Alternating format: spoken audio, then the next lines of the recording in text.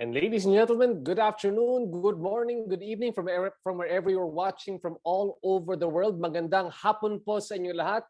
My name is RJ Ledesma. Very honored to be your host and moderator for today's session. Again, welcome so much to Trabaho, Negosyo, Kabuhayan webinar, Balik Probinsya, Agribusiness Opportunities Across the Archipelago, brought to you by our good friends, the Philippines Trade and Investment Center, based out of Silicon Valley. Again, thank you so much for joining us from all over the United States. And before we begin here this afternoon, may I kindly invite all of you, if you are in our chat box right now, please let us know where you are watching from around the States. We would love to know where you're watching from right now and what region you originally belong to in the Philippines. So again, we would love to hear from you in the chat box. Please let us know where you are watching from and from what region you originally belong to from the Philippines. Again, thanks so much for joining us here this afternoon.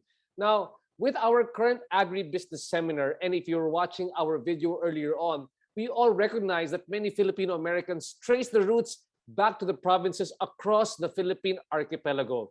So today's webinar aims to showcase the various business opportunities that are present and of course the resources provided by the Philippine government to provide agricultural business all over the country.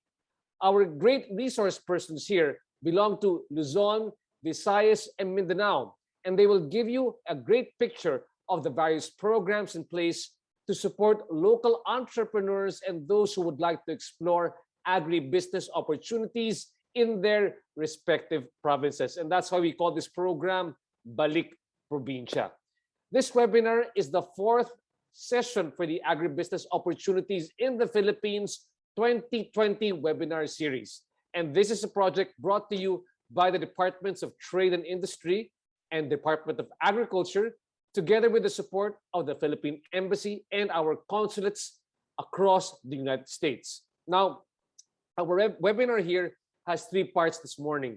First of all, we begin with an overview of DTI's initiatives to support countrywide development.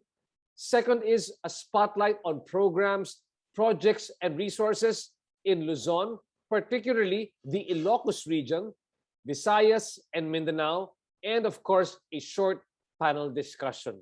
Now, if you do have any questions for our panelists or resource persons based both here or in the Philippines or in the United States, we invite you to please put your questions in the chat box so we can address them later on during our panel discussion, especially if you're interested to pursue putting up a business here in the Philippines, in your home province. So again, let me just look back at the chat box, trying to find out where you're watching it here from. Again, thank you so much, Miss Virginia Alinsao from Baltimore, Maryland, originally from Iloilo. Yes, great. Kaprobinsya ko po. We also have Mr. and Mrs. Kahatol of Chicago. Mr. and Mrs. Kahatol, what part of the Philippines did you originally come from? We also have Mervin Montenegro from San Bernardino, California. Again, thank you to everybody for watching us here right now. Please continue to let us know where you're watching from. Jerry de Guzman from Arizona, but originally from Pangasinan. So excited to see all of you here this morning. Please let us know if you're interested in any of these different projects in the Philippines. And again, please continue to let us know where you're watching from in the States and where you are from here in the Philippines. We've got Rosmi Ferraris, from originally from Santander, Cebu.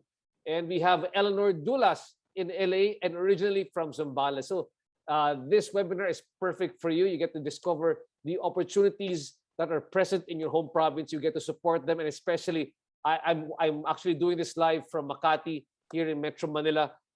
For every time that you invest here in the country, it will be of great help, especially during these trying times here in the Philippines because of the coronavirus. And with that, let's move on to the first part of our program. Allow me to welcome this morning the DTI, the Department of Trade and Industry's Regional Operations Group, Undersecretary Ms. Blesilda Lantayona. Undersecretary Lantayona is the supervising undersecretary of the DTI Regional Operations Group and is in charge of 16 regional offices, 81 provincial offices, and the Bureau of Small Micro Enterprise Development.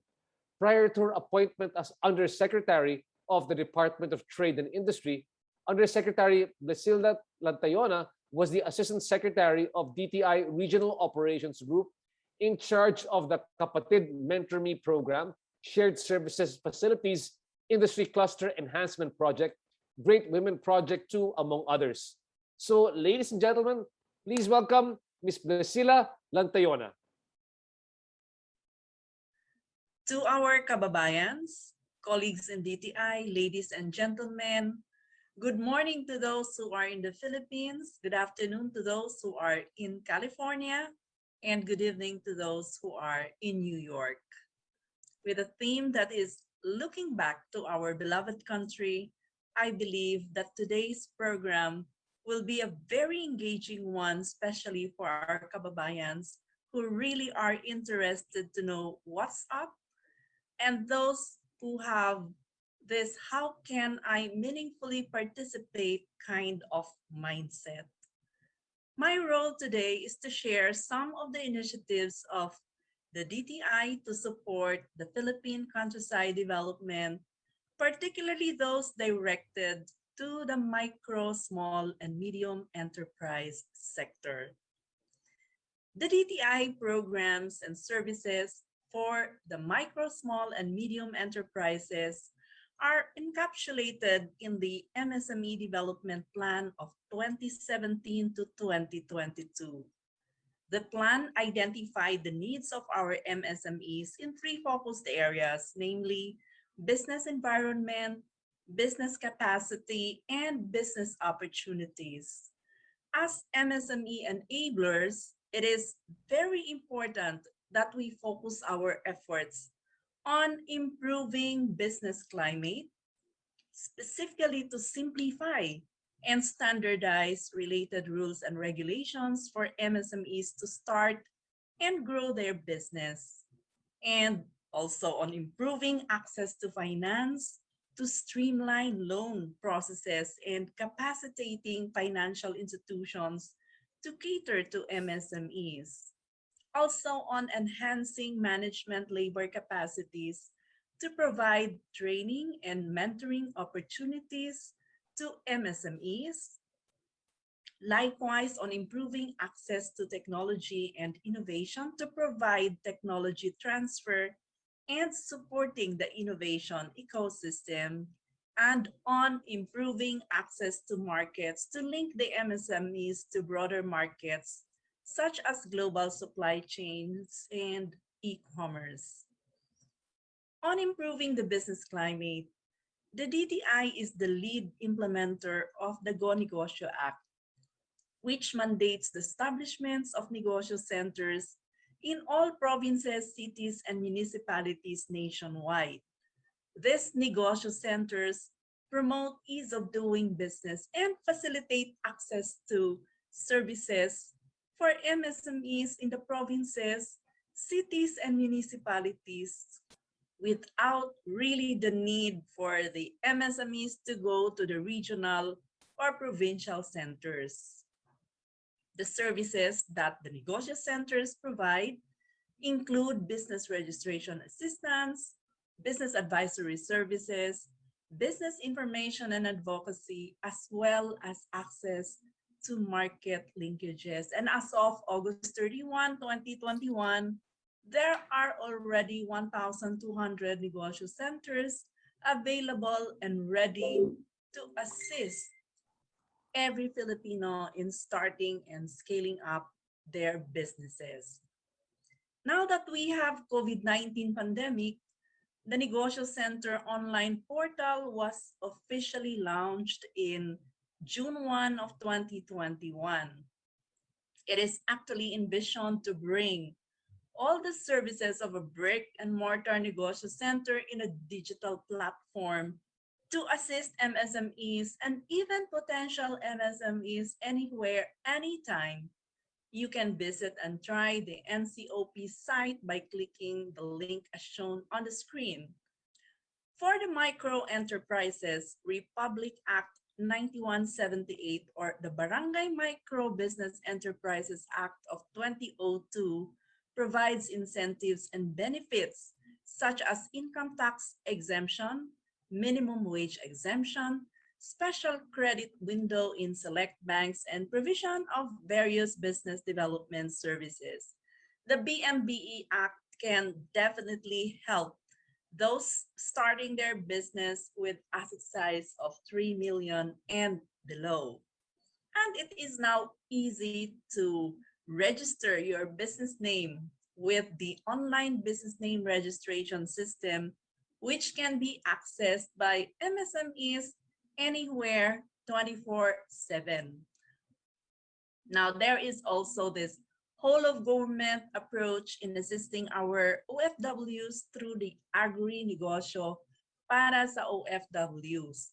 It is a one-stop shop for information of OFWs, offering a menu of agriculture and agribusiness related programs and services of the various agencies.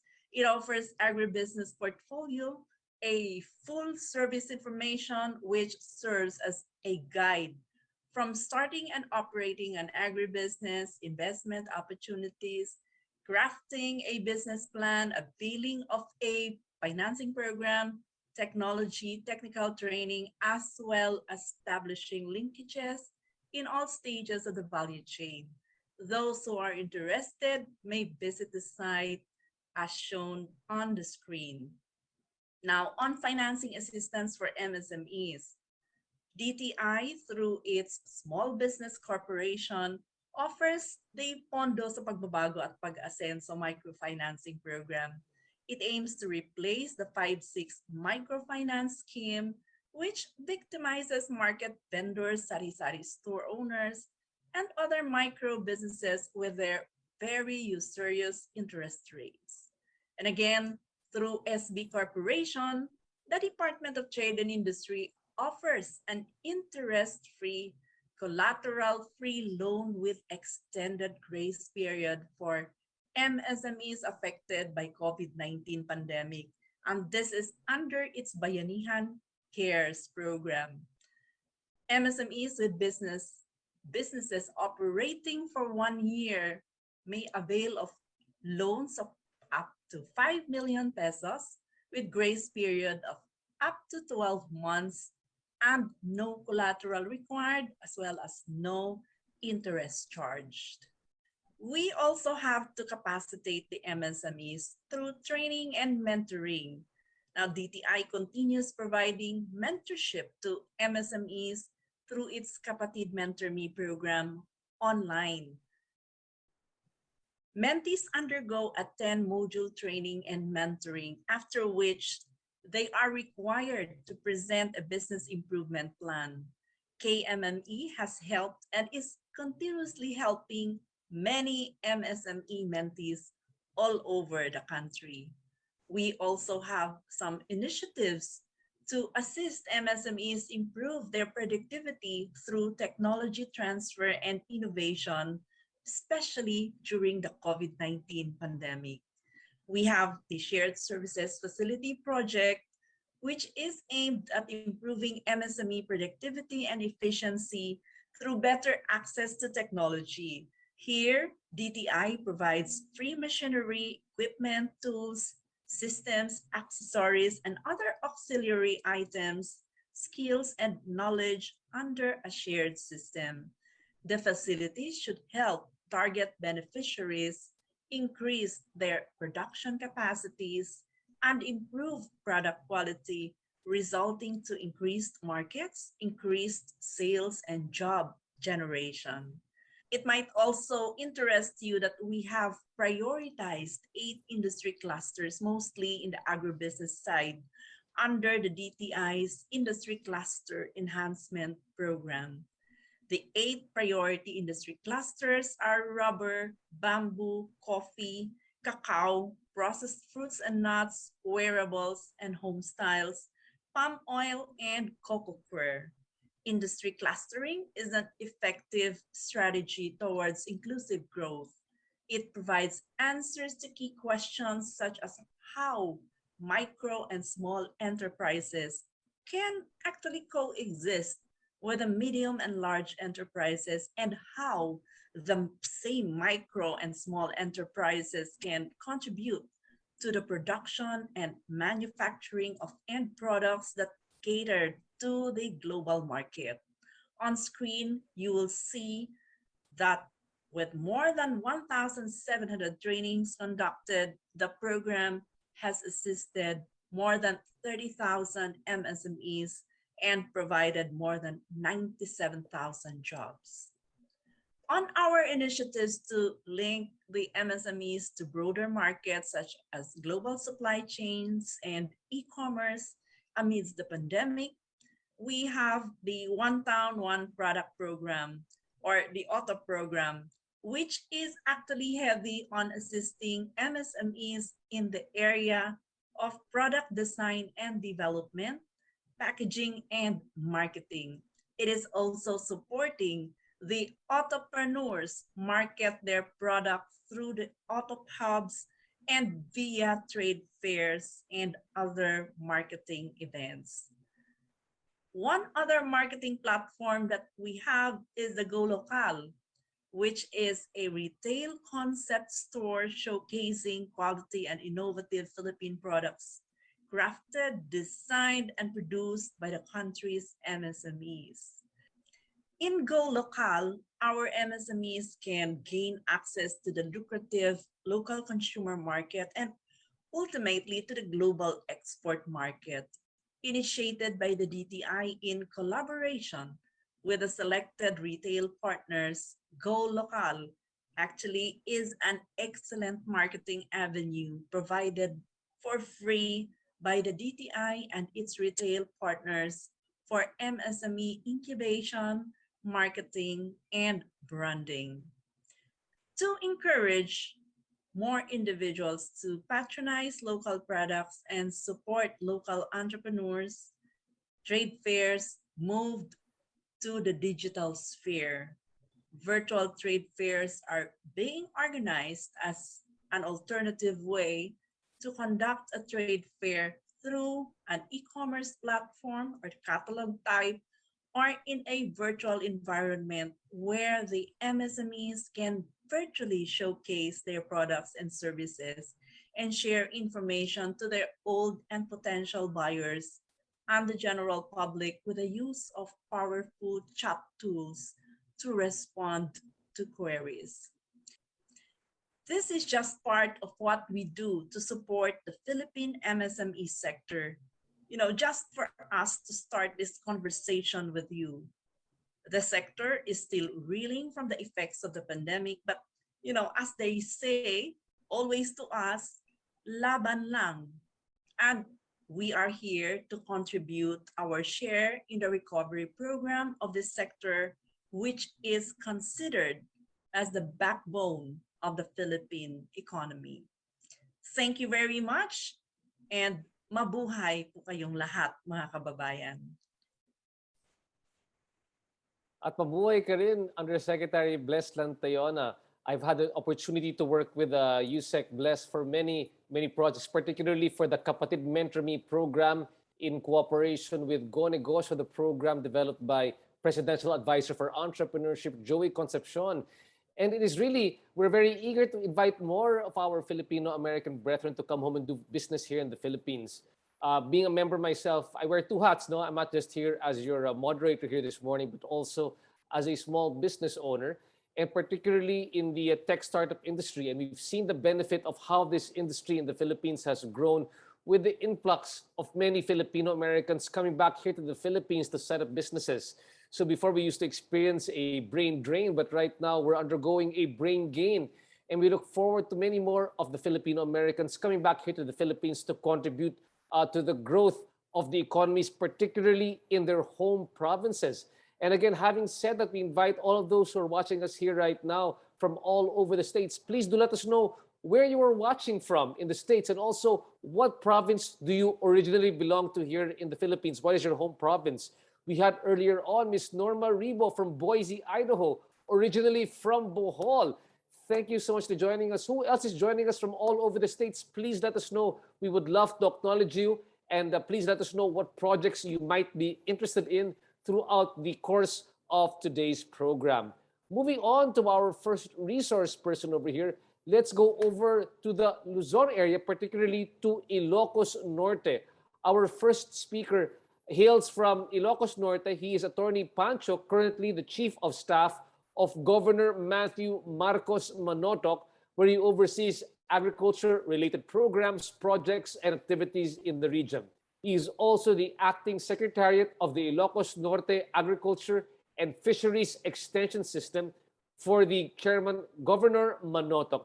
Ladies and gentlemen, please welcome from Ilocos Norte, Attorney Juan Alfonso Agustus Jose, or Attorney Pancho. Attorney Pancho, good afternoon. Good morning, RJ. Thank you. Good morning, everyone. Good evening to those in the States. Allow me to share my screen, please. Attorney Pancho, ba gusto mong bumati sa Ilocano, sa mga Ilocano dyan? Actually, RJ, I was browsing through the comment box. Wala tayong mga kababayan from from Ilocos. So I think it's only befitting that I discuss agribusiness in Ilocos Norte para ma-entice natin sila, baka naman. Sure. Going back to Ilocos Norte. So again, good morning, everyone. Good afternoon to those in the States. I'm Attorney Pancho Jose. I'm the Chief of Staff of Matt Manotoc in Ilocos Norte, and I'm here to discuss agribusiness in Ilocos Norte. But before that, I'll try to include the whole Ilocos region, and hopefully what I mention here would be applicable also to the other provinces, particularly in the Ilocos region. So that includes Pangasinan, La Union, Ilocos Sur, and Ilocos Norte. So first off, why choose Ilocos Norte? Ilocos Norte, or at least the Ilocos region, is a strong contributor to the nation's food security and sufficiency. In Ilocos Norte alone last year, we registered that we are 300% rice sufficient. So what does that mean? We have enough to supply rice for the whole province and have enough for export. So what does that translate to? That translates to a low poverty rate and basically a good quality of life overall in Ilocos Norte. On top of a good quality of life, the government support and incentives are also present in the form of fiscal incentives. So as you can see here, it depends on the capital and your nationality. As for the fiscal incentives and for the non-fiscal incentives, the provincial government offers a wide array of services from one-stop documentation centers, assistance in identifying business locations, technical and financial assistance, and exploring the possibilities of joint venture and PPP. And here I can personally guarantee that our Invest office, or our office devoted solely for the business or interested business applicants, will have a hands-on approach in assisting you if you do intend to set up shop here in the Philippines, or particularly in Ilocos Norte. So on top of the good quality of life, the incentives present, the Ilocos Norte actually is a business-friendly place or province. And I can personally attest to this because I just moved in from Manila a year ago, and the cost of living really is so different from Manila in a way that it's so low, such as you can really feel it, like the water cost, utilities, and electricity. So cost of living is good, translates also to a business environment that is friendly. And on top of these, the strategic location that Ilocos Norte offers, or the Ilocos region offers, is quite viable for budding businesses. So for instance, we have the Luwag International Airport, which is quite a strategic location for export oriented businesses. And we have, of course, a Corimao port for those who, for cargos, caters to nationwide and, of course, international cargos. And of course, we also have the NLEX, SETEX, TPLEX. And hopefully, as the years go by, it extends all the way from Manila to Ilocos Norte. So we move now to the agriculture sector in Ilocos Norte, or in the Ilocos region. For instance, in Ilocos Norte, we have over 51,000 hectares of farmland. And the key factor of this is that the provincial government, through our agricultural offices, puts premium on soil restoration. So a healthy soil also translates to a healthy produce, and concurrently a healthy business. So, for instance, in Ilocos Norte, we're the top producers in garlic, dragon fruit, tomato, native shallot, mango, and other high-value crops such as cacao, coffee, due to the strategic location of the province, which is medyo up north. So, for instance, in 2020, just to paint a picture, we have high amount in rice, corn, mango, tomato, high-value crops, shallots, garlic, dragon fruit, and livestock. And this is, we can attribute this high production due to the good government support that the provincial government provides through its offices. So, as I mentioned, we have the Provincial Agriculture Office, which basically caters to all agricultural matters. We have the Sustainable Development Center, in charge of food security and sustainability, and the Ilocos Norte Agricultural Fisheries Extension System. So I think it's good that I followed Yusek Lantayona, because earlier she mentioned that the DTI has this whole of government approach, and to simply put the Ilocos Norte Agricultural Fisheries Extension System, just to give you an idea, it's an offshoot of the banner program of the Department of Agriculture, which is the Provincial Agricultural Fisheries and Extension System. So ideally, all provinces should have an integrated agricultural and fisheries extension system. And Ilocos Norte is just one of the pilot provinces to implement this program. So what is the Nfs? The Nfs is basically a institutionalized support system between and among the key players of the agricultural industry. So you have key players from the local government unit. So in our case, the governor sits as the chairman of the Nfs. We have the state universities and colleges who offer technical expertise. We have the different national agencies such as the DTI, the DOST, and of course the Department of Agriculture. So it's a pluralistic mode to strengthen collaboration between and among these key players. So what we did in Ilocos Norte, for instance, we subdivided the groups. So we have a specific group for agri-infrastructure, we have specific group for crops, and the crops are further subdivided into rice, corn, and all the other products. So what Gov and I did was to first find out what the most common method of communication, or what's the most prevalent method of communication in the province, which turns out to be Facebook. So we made separate groups to have easier collaboration. So you have one group, you have experts from garlic or experts in this field. So it's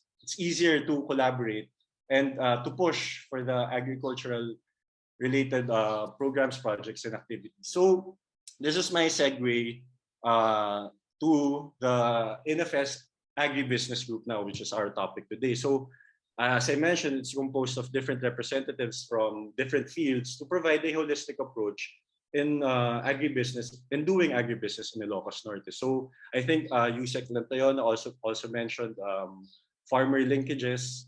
So this is one of the main components of this agribusiness group or component of this Nfs, which is basically research. So we have the state universities and college to provide the technology and to give updates on the field. Then we have extension services. Extension in the field of agriculture basically means the initiatives undertaken by the government to improve the lives of our farmers. So we just don't think about those interested businesses, but of course we also think about the farmers, who are the main players basically of this program. And of course, Farmery Linkages. So it's not enough to produce, but we also have to think about where to market these products. So more on the Nfs Agribusiness programs. We have mentoring programs engaging the youth and providing alternative source of income and employment, which was very crucial during the past year, trying to revitalize the economy to small programs like holding competitions for young agribusiness entrepreneurs. And another component, as I mentioned earlier, establishing market linkage. So this is actually one of our main goals right now, is to work backwards in a way that we find the market first through the assistance of the DTI, the DOST, and DA. Then we adjust our planting calendars in order to meet this demand. So instead of producing first and finding a market later, what we're trying to do now, although gradually, is to find a market first and then adjust our planting calendars. But you know those, we have a bunch of articles coming out that there are tons and tons of produce are being wasted. So we're basically trying to avoid that by working backwards, so establishing and strengthening the market linkage. And lastly, as I mentioned earlier, providing technical support and knowledge sharing, which again, as I mentioned, became easier through finding the most common platform of communication in the province, and then working together. And as a side note, what's good here is that our governor, who sits as the chairman of this whole program, is very hands-on. In fact, he's part of all the Facebook Messenger groups that I mentioned. So imagine doing, if you have queries, you have the chairman right there in the group with you, seeing firsthand the concerns or the latest developments. So before we move to the opportunities of growth, I just wanted to, I hope I established the kind of environment that we have here in the Ilocos region, particularly in Ilocos Norte, which hopefully is conducive for business, and more so doing agribusiness, in case you do decide to go home and set up shop here. So moving on to opportunities of growth, we have here the dragon fruit queen, as we call her, rest her soul. There are tons of opportunities like production capital, acquisition of land. You can do processing facilities. And I promised Celine that I would touch on the salt industry here. So for instance, currently the Philippines salt consumption, only 7 to 10% are produced in the Philippines, and most of it are imported. So if you do want to be part of that group who increase the salt production here in the Philippines, you can actually do so not only here in Ilocos Norte, but of course, for instance, in the Ilocos region, we have many coastal provinces like Pangasinan. Actually, is our leading province in terms of salt.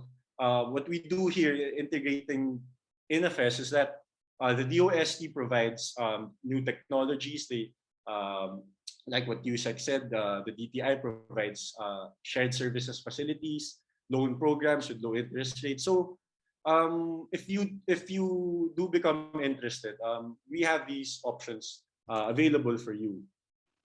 So moving forward to other investment opportunities for balikbayans. So if you're interested, of course, we have the pasabay businesses or export or import. You can come here, see what produce you're comfortable with, and you come from, you're already there. You know, you get an idea of what other people might like, or other kababayans might be missing. So you can, and through the ports or the airports, you can hopefully there's this environment where it's easy to enter this type of business, import or exporting.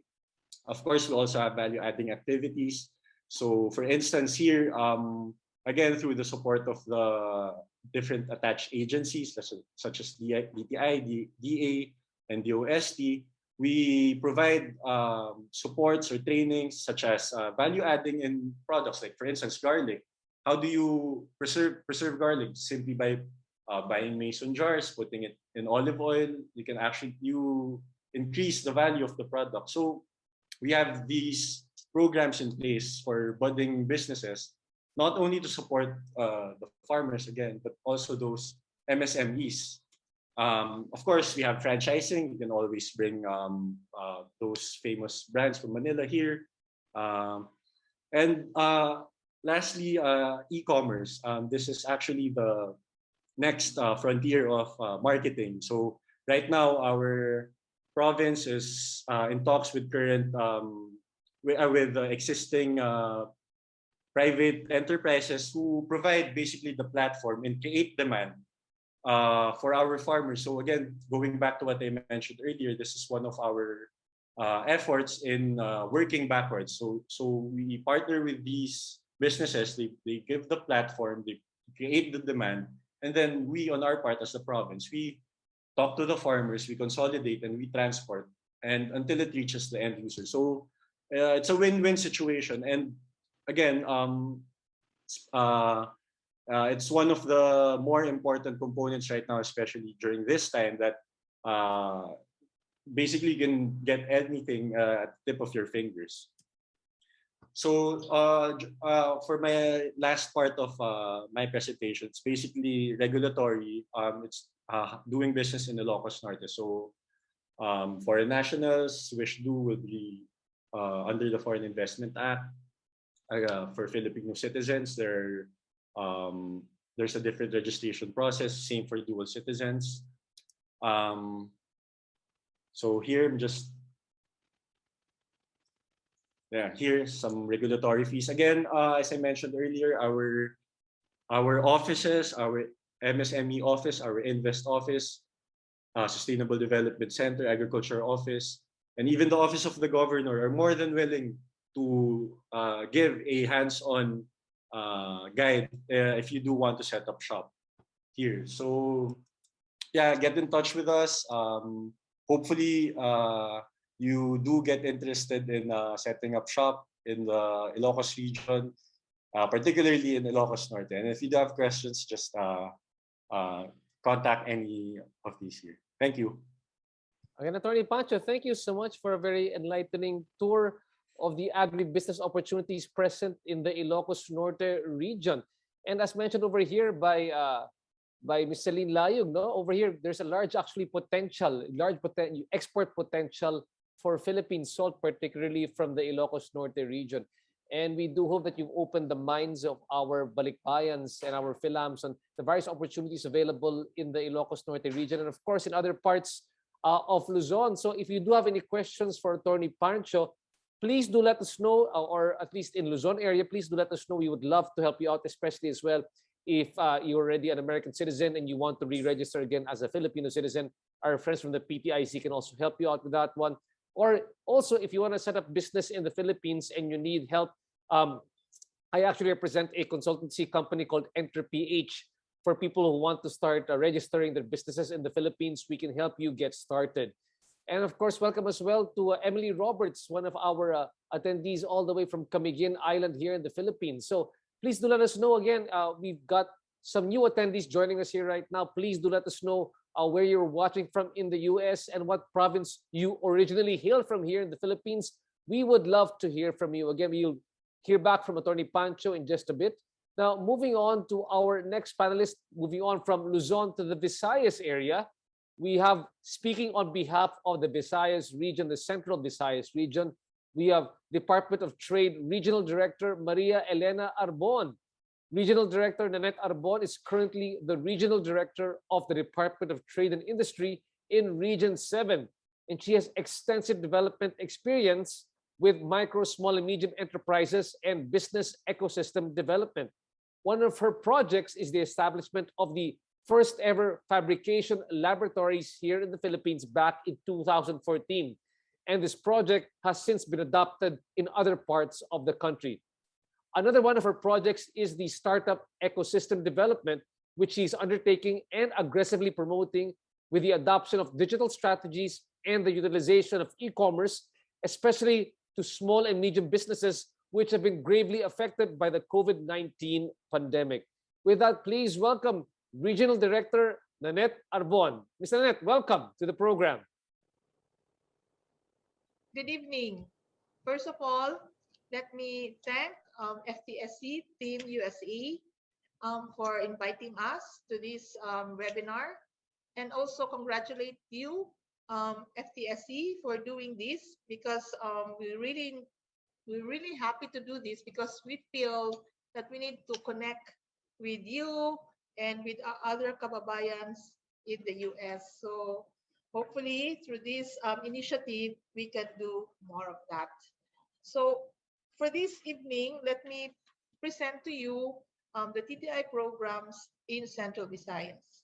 First off, let me start with how we are organized here. No? So we are Region 7, and this is composed of the 4 provinces of Cebu, Bohol, Negros Oriental, and Siquijor. Within this region, we have 66 negosyo centers spread all over. These negosyo centers are like branches of a branch or an office of the DTI, but located in the various municipalities in our provinces. So this makes our services more accessible to our kababayans in the countryside. In terms of MSME development, DTI Region 7 is running 4 mentoring programs. There's the Kapatid Mentor Me, which is a national program. So far, we launched the first Kapatid Mentor Me, or KMME program, in Region 7 in 2016, and to date we have had 675 graduates. The Kapatid Mentor Me targets micro entrepreneurs or MSMEs, and we mentor them. They go through a 9 to 10 module session, and including business model canvas. And then the mentors are mostly our chamber businesses. So we shorten the learning curve of our MSMEs. Startup Island PH Mentoring Program, Digital Services Entrepreneurs Advancement, Mentorship Program DREAM, and the Resilient Innovative Sustainable Enterprise RISE Mentoring Program are programs being run exclusively in Region 7. So the Startup Island Mentoring Program is for startups. We started this in 2018. DREAM are for freelancers who are digital services freelancers, and who want to expand their business from just themselves as freelance to hiring other people so they can mainstream their business. So that is DREAM, designed for freelancers, and RISE is for our MSMEs, but for those who want to put innovation front and center in their operations. So basically, RISE is also a program that promotes innovation, helps our MSMEs pivot, because COVID has really posed a lot of problems for our MSMEs. One of these problems is really their ability to adapt to digital transformation initiatives, e-commerce, or even new technology in their operations. So that is what RISE is all about. In terms of product development and branding, let me start with this Kalibutan project. We're doing this with Design Center Philippines, but basically what we're doing here is really hand-holding a handful of MSMEs for them to pivot in the kind of products that they're offering our market. The pandemic has impacted,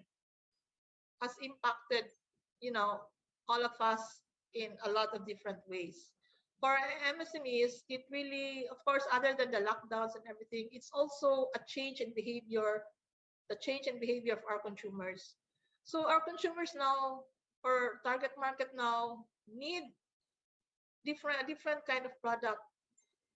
Before, a lot of our products were for tourism, no, pasalubong, but that market is largely gone. And then so we're reverting to the mainstream local market, but that local market also has exhibited a different buying habit already and different needs. So this Kalibutan project is really about what kind of products can we offer now our local customers that would be more relevant to our current situation. So that is what the Kalibutan project is, new products. Processed food packaging and labeling program, these are our processed food products. So processed food products were not very affected by the pandemic, but then of course it's all still very competitive. So what we're doing now is we're helping them redesign their packaging, build their brand, and help them, through limited production, by printing limited production runs of their food packaging and new labels. Food Connect with PTTC. This is we have been doing a lot of hand holding over the last several years for our processed food MSMEs, for them to hurdle the requirements of FDA. Because even if, no matter what we do, no, even if we have very nice food, it's very delicious to us, but if we don't hurdle, we don't get the FDA permits like LTO and CPR, then it's very hard for our processed food to go mainstream and to even um, enter the export market. Fab Labs are fabrication laboratories. We have 9 in Region 7. These are in state universities. We do digital fabrication. We help our MSMEs make new products, design new products, make prototypes out of this design, and even train them or enable them to access or learn new skills, no, because these are digital fabrication skills. So we are also training a lot of people for 21st century skills. In terms of digital for MSMEs, as previously mentioned, starting last year, we did a lot of e-commerce and digital marketing trainings. We onboarded a lot of our MSMEs. We did virtual fairs, and our trainings alone were able to reach about 9,000 MSMEs. This was done through virtual or online platforms. Negosyo mapping is like putting our MSMEs on the map. So we're going to put them on Google My Business Map. For most of them, this will be their first foray into becoming digital, into entering e-commerce. So we're hand-holding them through the process.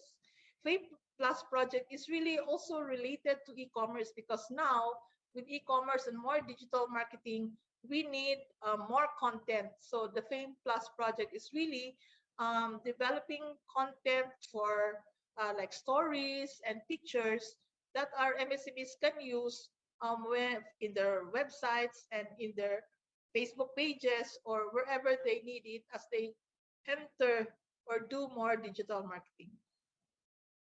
Shared services facilities is a fund that we have where we are able to provide equipment to our MSMEs, like to cooperators. No, these not private MSMEs but co-ops, state universities, and the like. So far, since we started in 2013, we have had 192 projects, and we spent 135 million for that.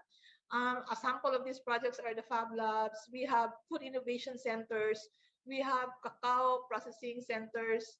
We have even banana chips and cassava chips and the like. So these are like, most of it are into agribusiness and adding technology applications in agribusiness. In terms of industry development, we have the industry cluster enhancement, or we call it ICE.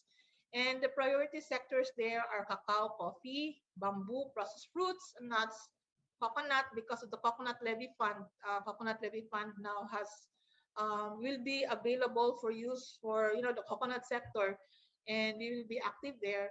and wearables and home style. So what we have done so far is we localize all the road maps. So we have a localized roadmap for cacao, coffee, bamboo, processed fruits, wearables, and home style.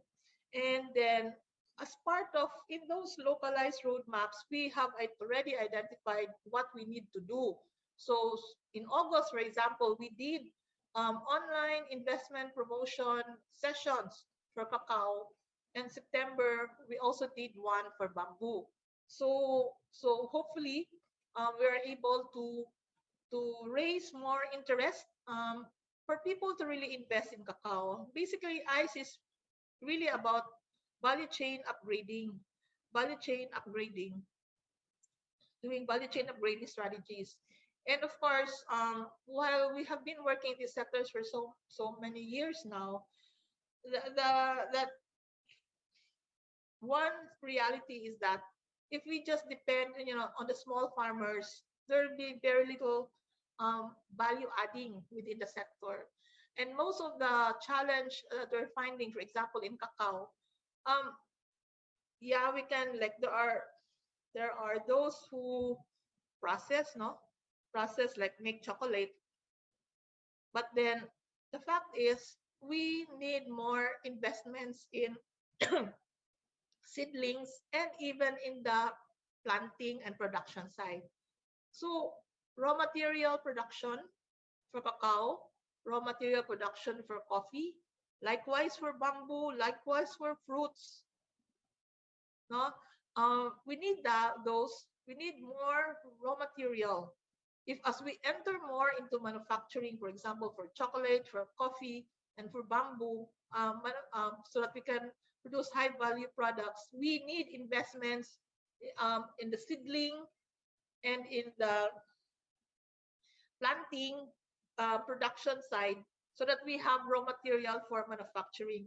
So for ICE, the opportunities are in seedling and in the planting or production side, and of course in the manufacturing side, finished products, high value products. So that's what we're trying to promote.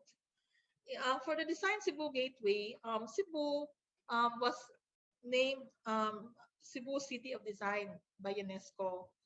And then, of course, this is really about the creative sector. But this will not only be about Cebu, this will also cover the entire Central Visayas. So we're coming up with a website, which can be our platform for our creative sector, where we meet with them, we announce, and we have programs that we run with them. This is how we communicate with them. So the Design Cebu Gateway is already under construction right now, and we hope to launch it early next year. In terms of investment promotion, so as I mentioned, we did virtual investment promotion events in August, cacao, 3 sessions for cacao, in September, bamboo, and then opportunities are in seedling, in production, and in manufacturing. But also for investment promotion right now, we are preparing an e-fact book. This is a Region 7 fact book on various investment-related information, plus page features of the region's 132 LGUs. This will be in PDF format with active links. But later on, as we go along, like next year or 2 years from now, we are planning to convert this into really a website where we put in all the information, and we can just update it from time to time. We're also active with regards policy advocacy. So we just passed at the RDC, the Regional Inclusive Innovation Center. But for Region 7, the RIC, the Regional Inclusive Innovation Center program is unique in the sense that it has been adapted by our RDC as it's like the umbrella of our innovation ecosystem. So every time we do something about developing the innovation ecosystem in Region 7, it will be like also developing the Regional Inclusive Innovation Center. And of course, we are, in the process of, there have been a lot of workshops now on different topics, different interests. So what we're doing is putting it all together and to come up with a Central Visayas competitiveness and economic recovery agenda that can be owned by everybody, or like by government, by RDC, and private sector in Central Visayas, so that we will be able to proceed as much as we can, along the same direction with shared goals. So that's it for BTI Region 7. If you have need more information, these are our numbers. So with that, thank you. Thank you again. And we will stand by for question and answer if there are any. Thank you. Again, thank you so much as well, Regional Director Maria Elena Arbon or Ms. Net Arbon. I'm glad that we've got Visayans here right now watching, and I hope that we've piqued their interest to get into business, particularly in the Central Visayas region. Many of them, I think, are actually looking at cacao as a really great export opportunity also to the States, or also investment opportunity from the US. And I'm sure many of the questions that our Philippines are encountering is, how can we start off in engaging in business over there? Do we have to invest directly in the Philippines? Can we work with somebody? And I guess later on during our panel discussion, we can go more in depth as to how our Philams can engage in doing business here in the Philippines. And again, just going back once more to our chat box, I'd just like to greet the people who have been joining us from different parts of the US. We have Danilo Hirona from Dallas, originally from Negros Occidental and South Cotabato. We also have Evelyn Nicolas from Miami na, but originally from San Pablo City, Laguna. And we also had a very interesting discussion going on in the chat box as well that Mr. Jonathan Noliora, very familiar with importing, exporting, and how to market products in the US. There are actually many Philam organizations there, especially in the nursing and healthcare industry, which we dominate. So it's nice to know maybe there are pockets of opportunities that you are aware of in the States, and hopefully it dovetails very well with opportunities present in agribusiness here in the Philippines. So again, we've heard from Luzon. We also heard from the Visayas region. Now, moving on to Mindanao. We'd like to welcome Regional Executive Director Carlene Collado. Executive Director Collado heads the DA Region 10 Field Office. His leadership has furthered the DA10's strengthened implementation on the food supply links from farms to markets to ensure unhampered source of food during this COVID-19 pandemic, to sustain a stable supply of agri-fishery commodities and food products with a continuous and unhampered movement. Importantly, the banner programs of the Department of Agriculture in Region 10 include livestock, corn, rice, organic agriculture, and high-value crops development program, which includes the special projects, the Philippine Rural Development Program, and the special area for agricultural development which braced up its rank nationwide. May I please welcome Regional Director Carlene Collado. Good morning to everyone, especially to the sponsor of this webinar, the Philippine Trade and Investment Center, and to our kababayans out there. This is Northern Mindanao, composed of Bukidnon provinces, Msmes Oriental, Msmes Occidental, Camiguin, and Lanao del Norte. I have prepared a short presentation, a video presentation for us to see what is really Region 10 and the different agri-products that we are promoting here in the center of Northern Mindanao. I ask the moderator to please play our video presentation.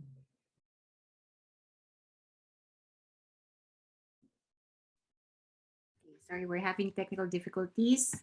Let me try again.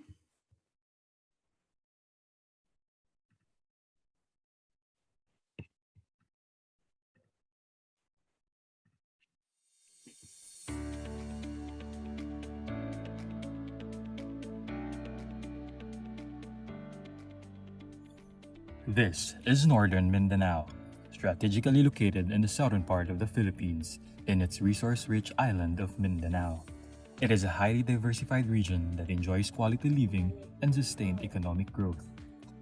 It has sufficient agricultural resources in the largest regional economy in Mindanao, with a total land area of 2.1 million hectares, with more than 800,000 hectares of agricultural land. The region covers 5 provinces, namely Bukidnon, Camiguin, Lanao del Norte, Misamis Occidental, and Misamis Oriental. Northern Mindanao is an ideal business location, serving the rest of Mindanao with its advantages: vast agricultural lands and rich natural resources, good road network with farm-to-market roads, peace and order, presence of power generation services, strategic location, and huge potential for industrial development.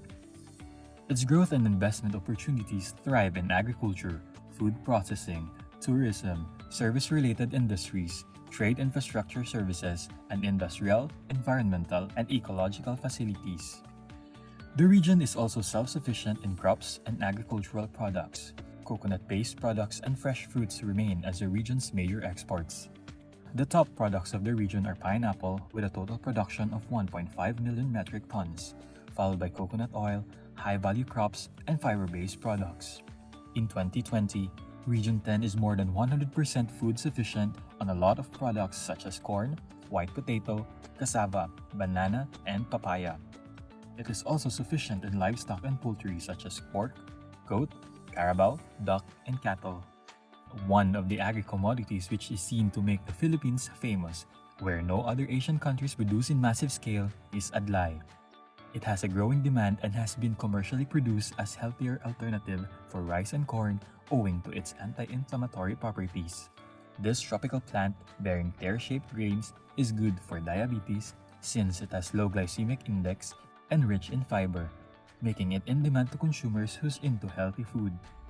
DA10 also developed adlay processing and packaging technologies that can be benchmarked by interested agripreneurs. DA's team of adlay researchers and product developers has developed and promoted the production, marketing, and utilization of adlay and its commercial products, considering the crop's diverse potentials in addressing food and nutrition security and in providing economic benefit to farmers and potential entrepreneurs. Another promising commodity in the region that has a good market is coffee. The Department of Agriculture has been aiming to boost the coffee industry in the region with Bukidnon province, which is well known for producing world-class coffee beans with Robusta and Arabica varieties that are dominantly grown in the area. There are more than 100 coffee farmers, mostly indigenous people, in Bukidnon, nurturing almost 2,000 hectares of highly productive coffee farms. The A10 has been implementing several strategies such as post-harvest development, processing improvement, and marketing enhancement, among others, to increase the profitability of all players in the coffee industry value chain and to make the Philippine coffee industry sufficient and globally competitive. In pursuing for a continuous effort in helping increase farm productivity and elevate income of the farmers and fisherfolk, the Department of Agriculture envisions for a food-secure and resilient Philippines with prosperous farmers and fisherfolk. Northern Mindanao, as a food-sufficient region, is envisioned to become a leading industrial and trade center in the country. Invest in agriculture. Invest now in Northern Mindanao.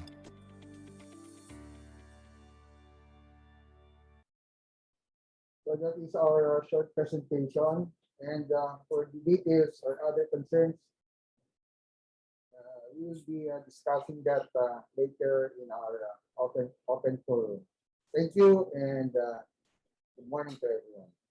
Again, thanks so much, Regional Executive Director Cardine Collado of Northern Mindanao. Can't wait to try the coffee over here in Manila, and hopefully they're great for export back to the US as well. And maybe it is also of interest to our attendees to help grow the coffee industry over there in Northern Mindanao. And again, was some questions coming out for coconut and cacao planting materials. Which offices can we visit in the Laguna and Quezon area? Madam, we can address the question later on, Ms. Zino, during our open forum. So again, Sir Carlin, we'll talk to you again in a bit. Thank you so much, sir. Please do stay around for our question and answer portion. We also have coming from Mindanao, Region 9 Executive Director Rad Don Cedeño. Executive Director Cedeño, please do join us and share with us what we can enjoy or look forward to in doing agribusiness in Mindanao. Good morning, sir. Mayong buntag. Assalamualaikum. And wherever you are, we hope that you are in good condition right now. I would like to share to you the video of our presentation, just like what the good director of Region 10 is showing, because we are just neighbor to him, sir. So we'll just show you the video from the regional office Sure. 9. Thank you, sir.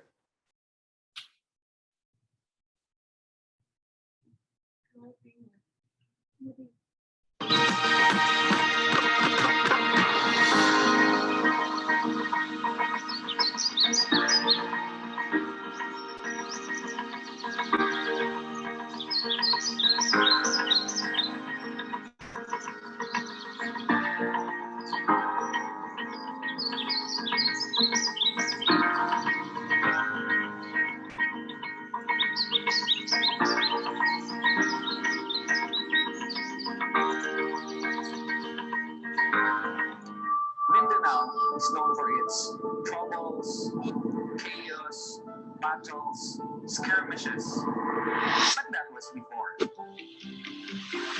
was the best in agricultural sector in Mindanao?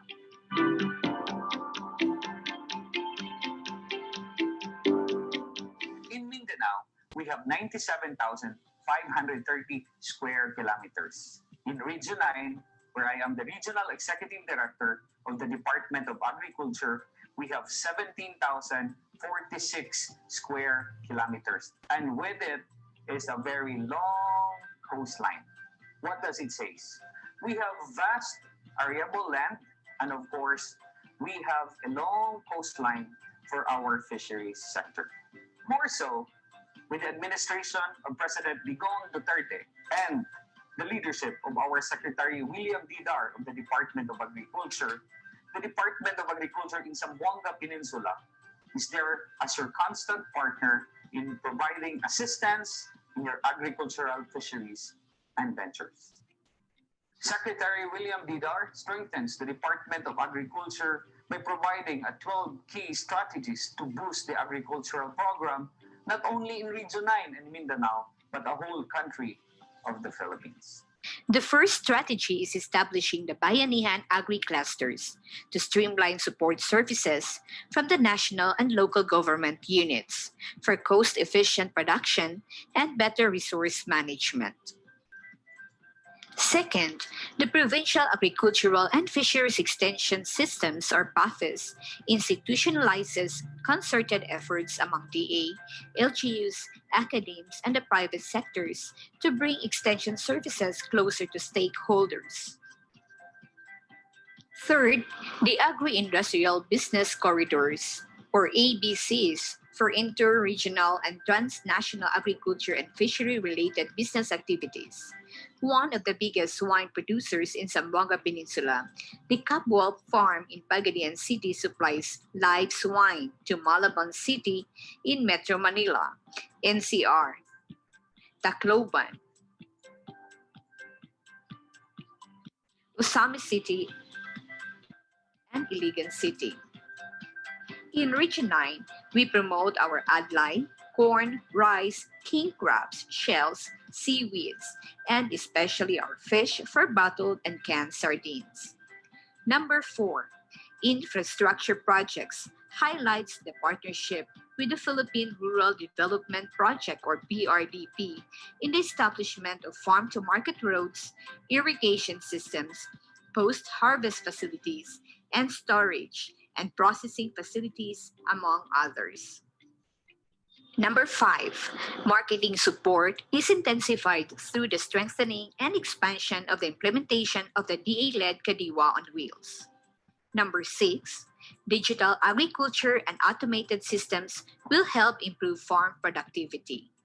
Number 7, address climate change by normalizing regional and provincial climate risk and vulnerability assessment to better craft measures on climate risk. Number 8, empower and mobilize DA partners and stakeholders shall remain a priority. More partnerships and LG relations are welcome. Number 9, the strengthening of Philippine agriculture in global trade is a priority. Crop exports for coconut, banana, cacao, and coffee will be intensified. In the Pitan City, The Crispy Cassava Chips at Cassava Growers and Processors Association, or CAGAPA, has reached the large cities in Luzon, Visayas, and Mindanao. Its cassava chips have been exported to Thailand, United States of America, Korea, Australia, UK, Canada, Malaysia, and Singapore. Number 10, intensified food safety protocols and regulations in partnership with the Regional Crop Protection Center, Integrated Laboratory Division, and Regulatory Division focus on strengthened agricultural product standards and implementation of strict animal and plant diseases control measures. Number 11, DA develops the micro, small, medium enterprises and agripreneurs to be able to sustain their own livelihood and agribusinesses. Number 12, DA continues to launch various information campaigns to share the success stories of its collaborations and integrated efforts to serve as inspiration to others. With the agricultural and fishery support given to you by the government of the Philippines, I know that as an OFW, you might be thinking and curious on how expensive or how cheap the land might be here in Region 9. Personally, as I experienced, I was able to buy a 35,000 pesos worth of 1 hectare of land where I am now planting fruits and other vegetables. Of course, the prices of land varies from different areas. It would be starting from 30,000 pesos up to 1 million, depending on how developed it is as a place. It's not that expensive, right? So come, live, and experience the agricultural and fisheries sector as you enjoy life here in Region 9 and in Mindanao.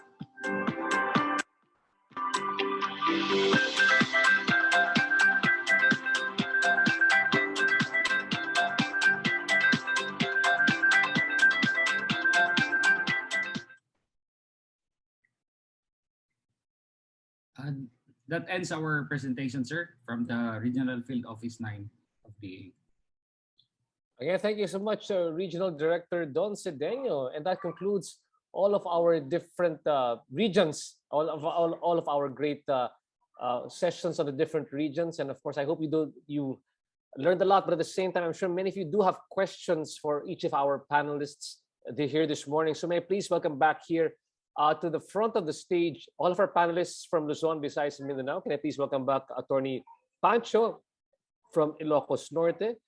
We're also joined here right now by Regional Director Nanette Arbon of the Central Visayas region, and of course from Mindanao, Regional Director Carlene Collado and Regional Director Don Cedeño. Please join us here at the front of the stage. And again, thank you to everybody who have been with us since the start of this program. Again, thank you so much for participating.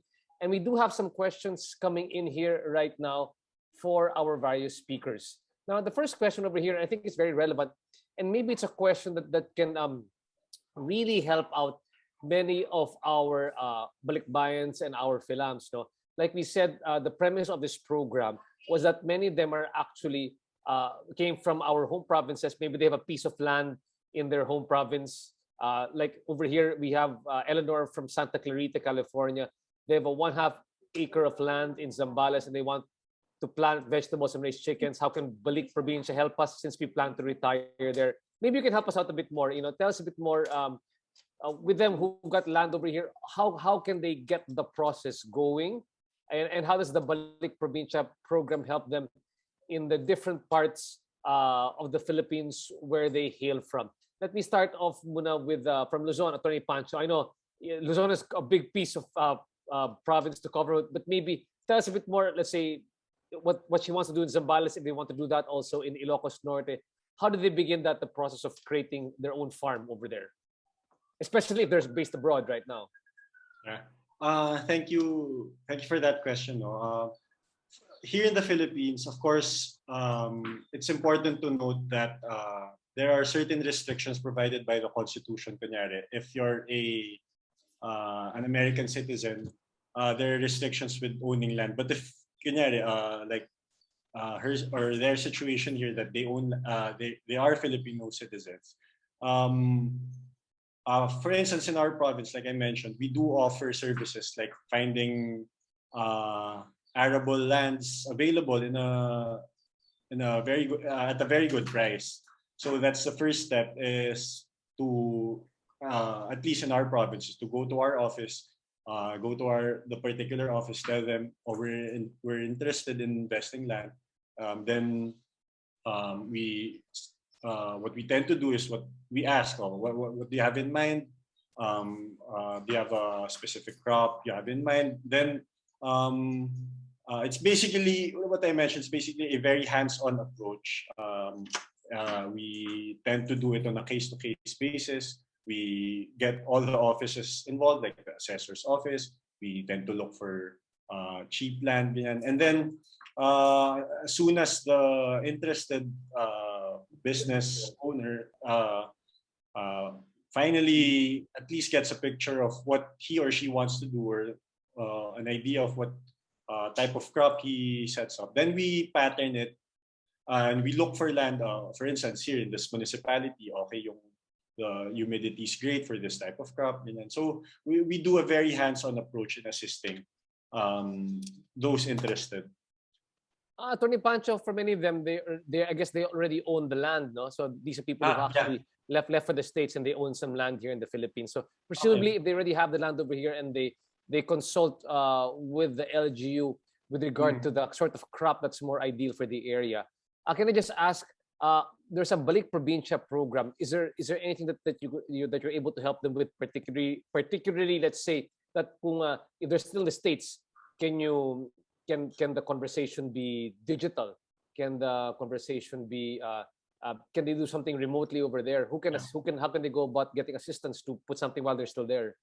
Siguro, as regards the Balik Probinsya program, I'm not entirely sure what maybe the DTI is more in a better position to answer the specifics, but at least going back, to the hands-on approach that we try to do here in the province. I think we can do even as simple as online consultations. Again, we can include all the, as I mentioned, the provincial agriculture and fisheries extension system. We can get them involved in in advisory capacity.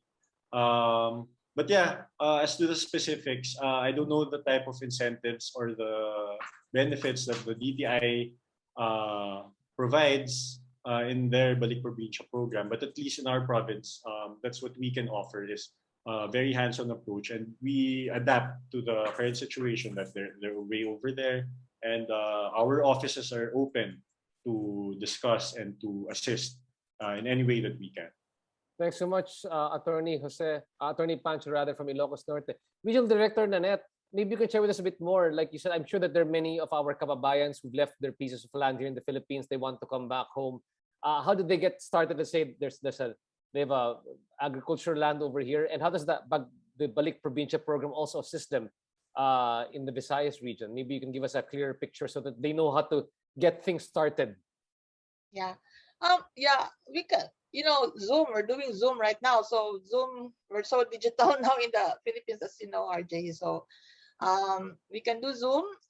In my presentation, just for Central Visayas, I showed where our negotiation centers are. And that is all over, the same all over the country, no? We have negotiation centers all over the country. So maybe the first of you can connect with us at the regional office, and then we'll connect you with the proper, I know it really depends on which province you are. So we can connect you with somebody in the province, and we can actually help facilitate. For Balik Probinsya, let's take note that there are a lot of existing programs in government. So whether there's a Balik Probinsya or not, these programs are already there. So our kababayans in the US can, I think, avail of this. We have some regional executive directors here from some Department of Agriculture. I guess they can also share what their programs are. For example, I mentioned about cacao and coffee. We are closely coordinating with DA, DNR, and other partners like DOST, who are our partners in value chain upgrading. So in terms of connecting and in terms of facilitating, that is the job of DTI. We do that stuff also, but then we also have our networks if for a particular commodity, and then we can link them to that. So in terms of handholding, I guess we can do that. Okay, so they just really have to get in touch with your particular office. Do they just email Yeah. the Go Negosyo centers, and then that will start to facilitate a discussion? Yeah, just email, and then we can, yeah, that will trigger a back and forth. And then if there needs to be a meet, they can do Zoom meetings and whatever. I'm sure all of these kababayans in the US also have their relatives back home, right? I mean, there's somebody back home in the Philippines here, which we can coordinate with. So really, it's really just starting the conversation going. Thank you so much. Similarly to our RDs coming from the region, yes, we have. Let me just take a look here in the list again. Regional Director Sedeño, you did raise your hand. Please do share with us your own feedback. Yes, sir. That was a very good question. You were talking earlier about the Balik Probinsya program offered to our OFWs. Right now, I would like to inform you, just in my region, we have an available funds of $1 million. That is roughly around 51 million pesos for our Balik Probinsya program.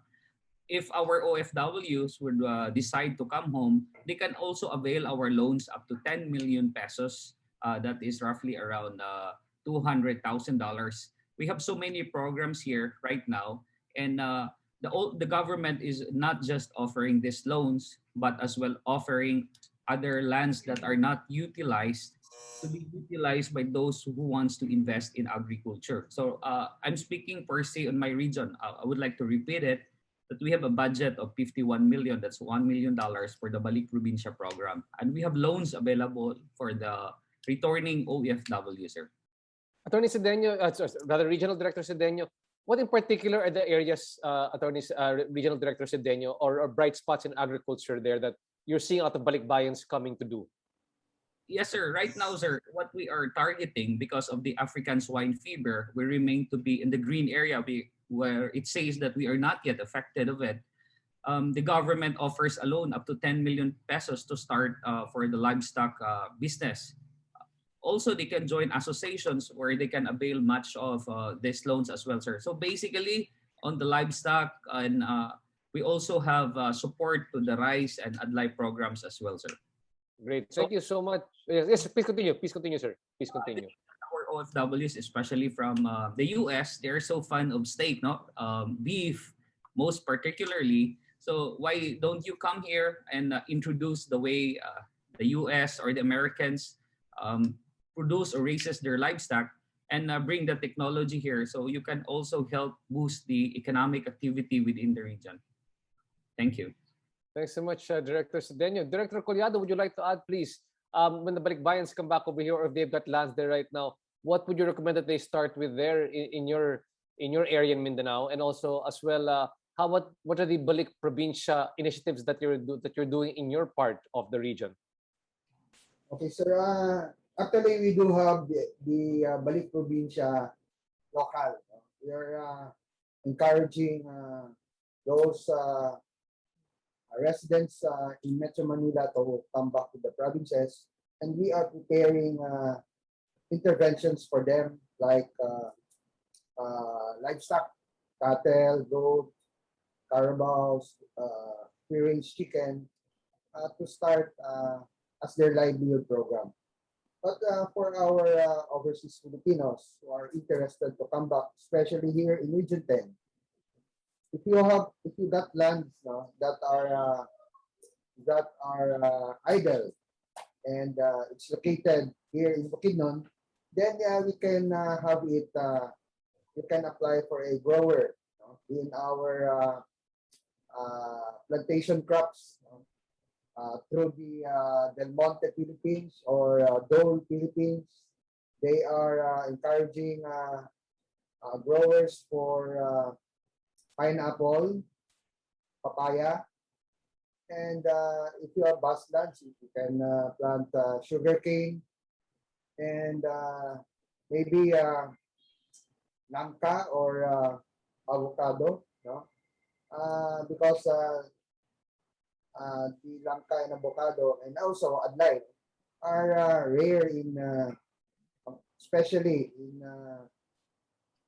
here in the Philippines, where small productions or the supply is lacking. And here also in Region 10, especially in Bukidnon, we have we are growing various almost all of the crops, no, are planted here in Bukidnon, and also we are rich in the livestock production, where cattle, and we are also into the piggery business, and in cattle, Bukidnon is starting to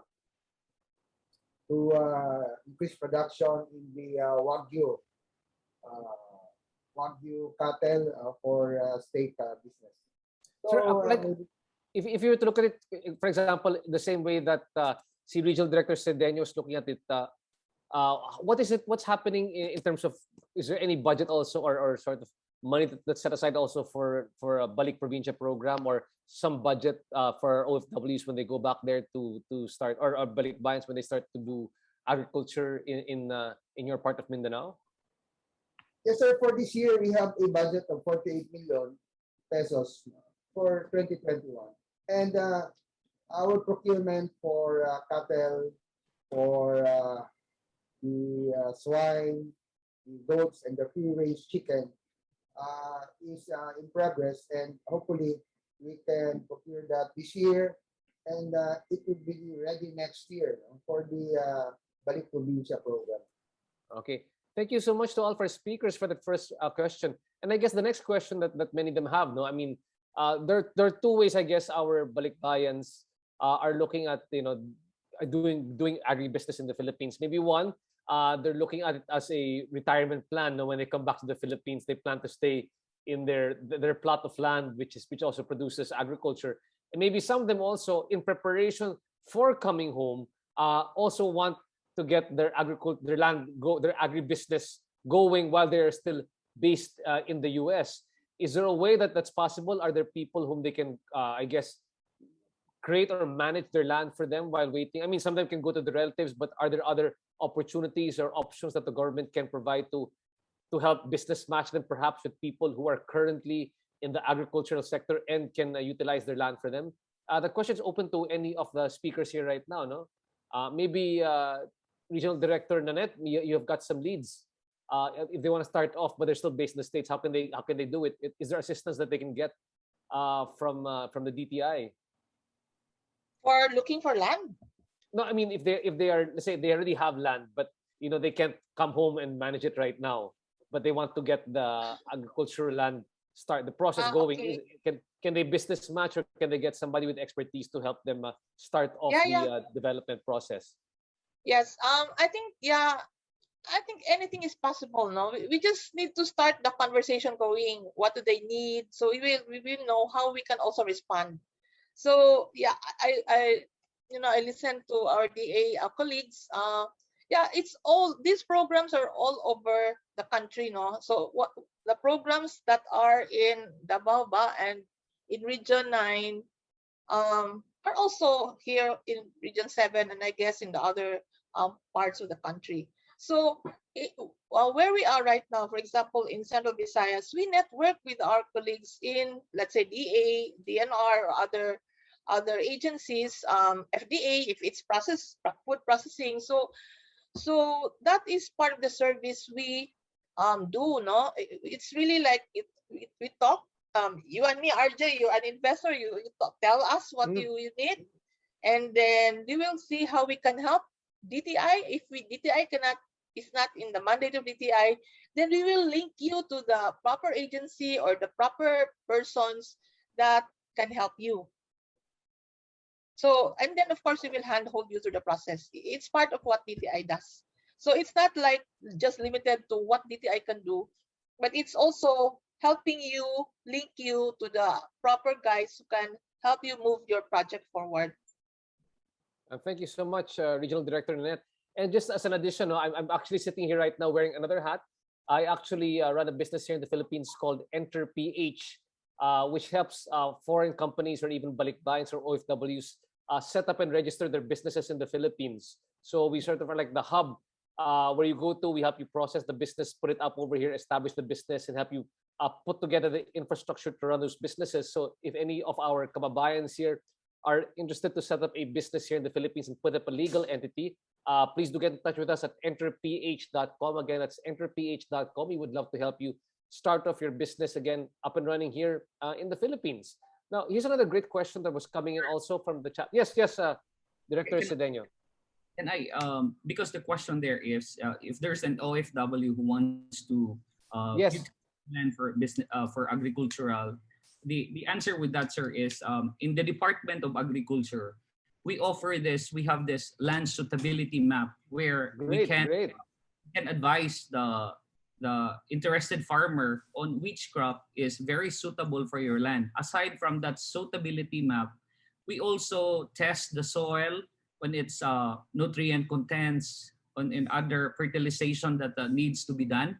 As well, sir, we determine if that land has a source of water underneath, okay? So we test if there is an aquifer, or we can drill something that later on would be a source of water. So that's the DA is doing, sir. We give a suggestion based on the scientific approach that we are having right now in the department.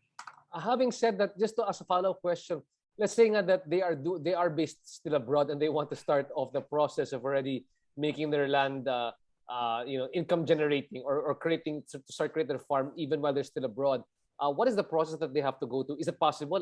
Can somebody manage the land for them, or is there anybody they can approach to help them start off the process while they're still based abroad? Yes, sir. Usually, sir, the recent situation, if an OFW is in abroad, there has to be somebody who manages the land. That is a part of the Philippine culture that assigns somebody there while they're abroad. And now that somebody that is being assigned to manage the land can contact us so we can give the scientific approach on how to deal or how useful it is. So in the Department of Agriculture, sir, we have what we call agricultural engineers that does not only design the plans, but as well as give a sustainable and comprehensive land use. So the whole situation can be approached in a very scientific way, sir. Having said that, can I also ask as well, Director Collado, would you like to add to that as well? No, in your own area, they said that there is a agricultural sustainability or suitability map. No, what are the other ways we can continue to help our balikbayans while they're still based abroad and they want to start doing business here? How can they get the ball rolling? Sir, you're on mute. For the overseas Filipinos, he has many options. One is he can use the land through his relatives. Second, he may offer that to the big corporations who are indulging into corporate farms like banana, pineapple, papaya, and other crops. Or he may lease that to these corporations. There are two options. It's either leasing or becoming a grower. And fourth is that we can link him to the local government units where some of the LGUs need lands for techno-demo farms, and maybe they can enter into a profit sharing scheme. So those are the options that are available for these overseas Filipinos. Thank you so much, Regional Director Collado. Moving on to another interesting question here as well from Edna of San Jose, California. Basically, there's several things that she's looking at over here with regard to improving, I guess, farming technology in the Philippines. That's her concern, and of course, getting the best price for the farmers. Trying to also purchase land in the Philippines, trying to avoid any of the red tape or hidden costs, quote unquote, that come with having to purchase land over here in the Philippines. Just asking, I guess at the start is, in terms of the technology that she needs to start, where can she approach? Let's say, for example, for water source, for, I guess, fertilizer or farm implements or farm equipment.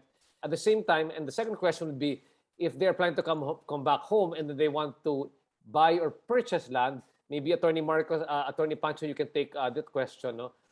What is the process they have to go to, and how can they avoid all of the red tape involved with buying land back here in the Philippines? You know, your personal practical advice. Let's start with the first question. So they're coming over here and then they're looking for, okay, the technology to start off the process, check the soil, check the water, where can they get farm equipment?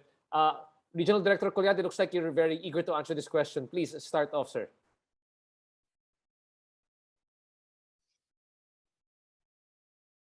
Sir, you're mute again, sir. You're on mute.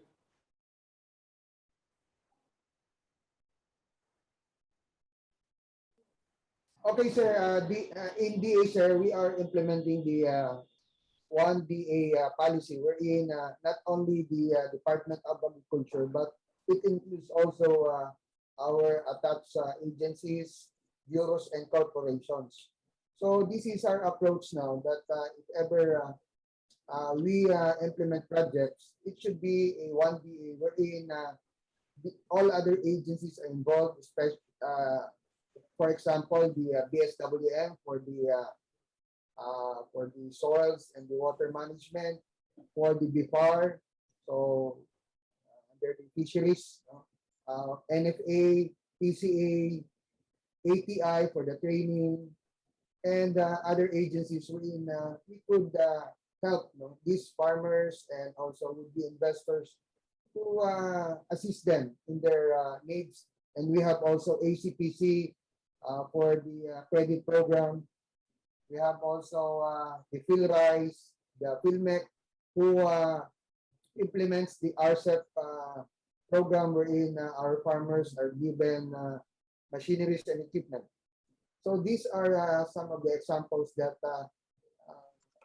we as a DA family would like to give impact to our farmers, especially when we are united in our project implementation, and there's a coordination between agencies. Got that, sir. Attorney Mart Pancho, yes, please. Yeah, if I may pick up from what Regional Executive Director Collado said.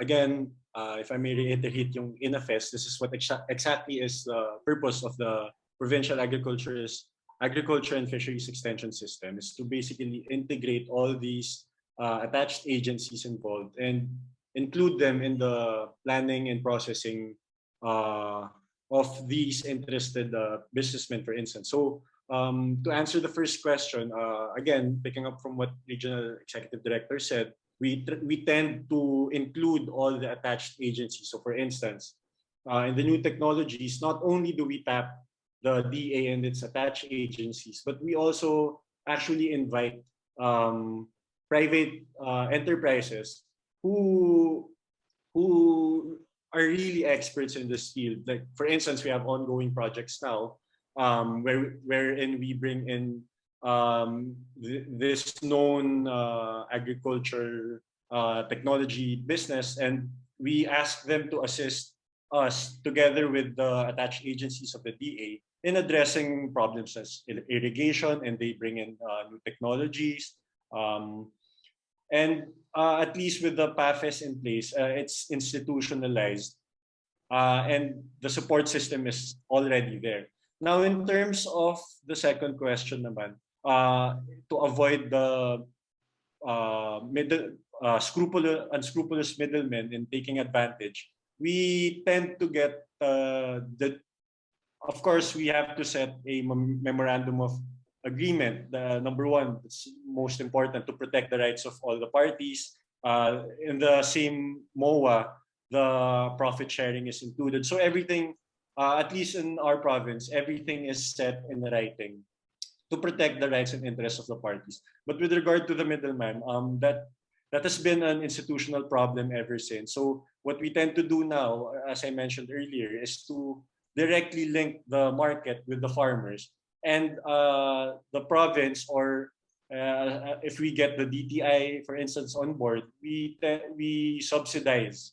That's one of our programs here. We subsidize the costs, and then whatever we earn from that, we return it to a revolving fund so that the process can be repeated if it renders successful. So number one is we tend to include everyone involved, and number two is to set up a contract or a memorandum of agreement, including all the parties to protect their interests. Thank you so much, Attorney Pancho. Now, I'm just going to consolidate some questions for the sake of efficiency. No, what we're seeing right now, what I'm seeing right now in the chat box is that there's a lot of many of our kababayans want to become agricultural investors in the area, and I think it's really a matter of the DTI trying to really create that perfect match, because right now there's so many different areas right now that they want to invest in. They want different capacities to come in. Sometimes they don't want to manage it themselves. They just want to be investors in the area. Hopefully the DTA has got something where they can just look at the list of what are the agricultural investments that they can make in the area without having to actually come back home and manage it themselves, because that's one of the challenges if you are an OFW. Plus, what are exactly the services that the Go Negosyo Center can offer balikbayans coming back home? And I guess that's something that our friends from the PTIC can also provide with regard to information to all those listening here right now. When we talk about agriculture investments, there's one thing that's very interesting. Coming from my industry, where we consult with a lot of our kababayans, many of them actually are unsure of vetting the quality of people offering investments to them. Maybe we can just ask for some help also from our friends from the DTI and PTIC. This is a really good one coming in here before. There's people coming in saying that I think over here from the Q&A, somebody was saying, I was offered to invest in an aqua business that would generate 27% ROI after 3 months. Is that legit? And they get out of offers like that. No, I mean, people going straight to them and not knowing. And just my training financially is that if it's too good to be true, it's not true, diba? So how can our kababayans, I guess, vet all these opportunities that are coming to them to make sure that they aren't taken advantage of? Yes, Boss Ben from PTIC. Yeah. Sir Consul. Yeah, thank you, RJ, and thank you for consolidating those questions. And yeah, perfect. I speak now to really give solution to those concerns. So first, PTICs. Earlier, my colleague Celine posted in the chat box the different states that each of us covers. So in the question earlier as to the first step that our kababayans, our PhilAms and kababayans here in the States can do is approach us. I mean, please feel free to contact our offices here in the States. In my case, for example, I handle all the states that's being covered by the consulate in New York and the consulate in Chicago. So that's Midwest and the Northeastern states. And the same goes for my colleagues. They have different jurisdiction. So the next step that we will do is, of course, listen to their concerns. And like what you said, if there is a need to do some vetting for some companies that are being, some offers and business offers that are being given to them, we can give them advice and we can cross-check them for you. And we can contact our agencies in Manila to check if these companies are really registered, legit ba ito, or baka scam lang ito, and baka naka-blacklist na siya in the first place. No? So we can give our kababayans here that advice. And next also, if they're really keen to go back to the Philippines and invest and make use of their idle lands or purchase lands, the next thing we can do are two things.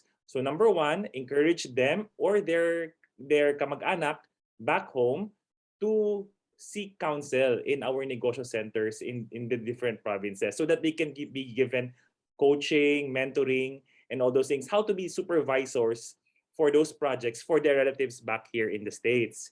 And in the States naman, kung meron tayong mga kababayan na gusto nang umuwi at gusto humingi ng tulong, we can also refer them to the negosyo centers. But at the same time, we have private sector partners like EnterPH and many other private sector partners who can handhold them, from start to finish, and to listen to them and give them advices that only fellow private sector can give to them. So, tricks of the trade, ano yung mga insider scoop, ano yung perhaps best practices or success principles. Yes, exactly. That's what we're here for. Yeah, exactly. Best practices. And they also have networks and business contacts that can be arranged, And like, for example, earlier in the chat box, there's also a question about tax.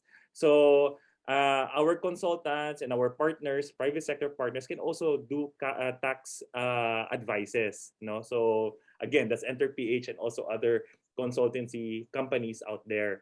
So I guess our kababayans can make use of us here in the post, coordinate with us and talk to us, and we will try to point you to the right direction and give you advice as well. So That's great. That's even that also addresses the question of Miss Benilda, who's based out of the Cayman Islands. You know, really, you say if it's farm management or wants to become an agri investor, they can also approach the PTIC. Then I guess you can match more efficiently for them. I mean, they don't have to. Just to be clear, no, you don't have to go direct to every LGU to find out. I mean, that can be taxing and time consuming. That's what the PTIC is there for. You can talk to them first. Their job is to sort of take a look at the different opportunities, understand what you need, and talk to the respective.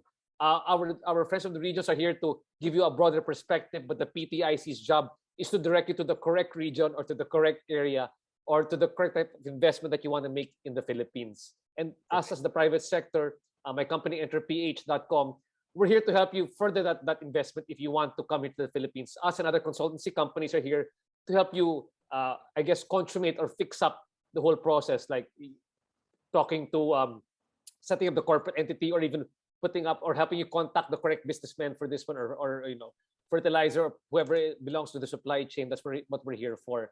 I guess just there's just one more question which was very interesting coming out over here, and it's very relevant right now. Last one, Consul Ben, if you don't mind, which really has to do with the management, I guess, of COVID here in the Philippines right now, which is really, you know, what may come out in the news might not be what is happening here in the Philippines, but I guess some of them also, they want to, can they come home right now, or when can they come home? They're not so certain right now, given the current state of how COVID is here in the Philippines and how it's being handled, I guess, differently from in the US, and you know, given our vaccination rates and limited mobility. What can you say to our kababayans who are interested to, say, do an ocular or come home soon in the near future, but are concerned about the coronavirus, the COVID management here in the Philippines? Yeah. Okay, I'll answer that na lang siguro. Please. So yeah, best thing for that. Well, first of all, Filipinos and spouses of Filipinos are free to travel to the Philippines. But of course, all of them have to follow our quarantine protocols back home.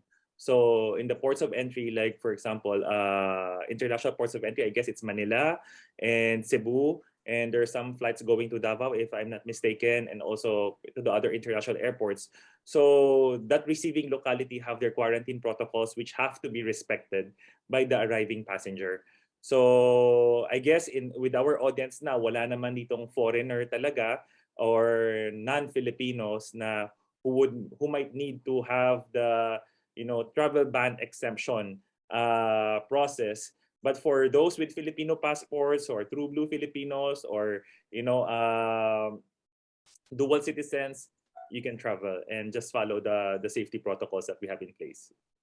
Just in case, Consul Ben, no, if they are right now American citizens and they need to secure their dual citizenship, just in case for the people who are here and listening right now, right. Again, what is the process again for those who want to acquire dual citizenship again? Right. So I'm not very familiar with the step-by-step, but what they can do is check on the website of our respective consulates. Kung saan man ho kayong state na malapit, so we have consulate in LA, we have consulate in San Francisco, we have consulate in Florida, we have in New York, of course, and we have embassy in Washington, D.C., we have in Houston, and we have in Chicago, and we have in Hawaii. So please consult the websites of your respective consulates, and then they have schedule. Actually, appointment system ngayon kung how to, andun yung mga list ng mga kailangan yung isubmit to get your dual citizenship, and at the same time get an appointment when you can do your oath taking. That's right. And the only reason I'm pointing this out is particularly if they're planning to purchase more agricultural lands in the Philippines, or in terms of the limitation of lands. You know, if you hold foreign citizenship or you're a former Filipino citizen, there's a limited number of land that you can purchase. But obviously, if you're a dual citizen, that limit is no longer applicable to you. So that's why we encourage all of you to get your dual citizenship. I'm going to start closing off this discussion, Consul Ben. No? But there are two really great questions coming from Norma Ribo and Evelyn Nicolas there in the chat box. And it's really about number one, they want to start doing, let's say, for example, production of organic feeds. They need help on technology transfer. The other one wants to create an agribusiness tourism project. And again, those go back to you talking to your PTIC representative. When you share that with them, it's their job, it's their mandate to actually help you look for a partner to help you with the technology transfer. Look for somebody who can help you start off with an income generating project there. They will link you to the Department of Agriculture or to the local government unit in that area to be able to help you set up your business. Just to confirm, is that correct, Consul Ben? That's right. Because for DTI, for example, marami ho tayong mga vehicle to train, no, to give technology transfer and to give mentoring to our kababayan. So we have the Mentoring Me program, and we have institutions like, for example, the Philippine Trade and Training Center, the PTTC in Rojas Boulevard. They have a lot of online and physical courses. Also, yung mga regional offices namin, they also give different courses. It's just that I don't have the exact list of courses that they can do. But like what RJ said, it's our job to link you to the right provider of this technology transfer, may it be DTI or DA or DOST. We will help you research and bridge you to them so you can get the transfer, the technology that you need, and the lessons and the mentoring that you need. Yes, Consul Ben, just to clarify for many that are kababayans, so that they can better understand what PTIC is, or the Philippine Trade Investment Commission.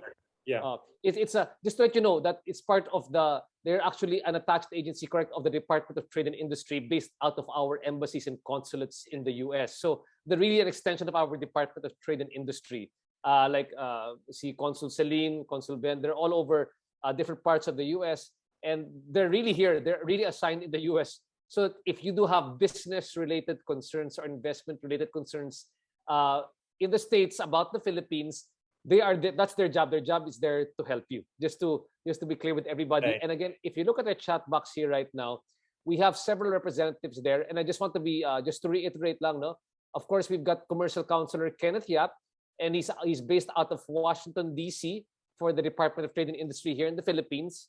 So he's got his areas of coverage. I believe it was shared there in the chat box, but that includes many of the different islands like Jamaica, Haiti, Trinidad, Tobago, Puerto Rico, and South Carolina, Tennessee, the U.S. Virgin Islands, including Cayman Islands as well. So that's the job of Kenneth Yap.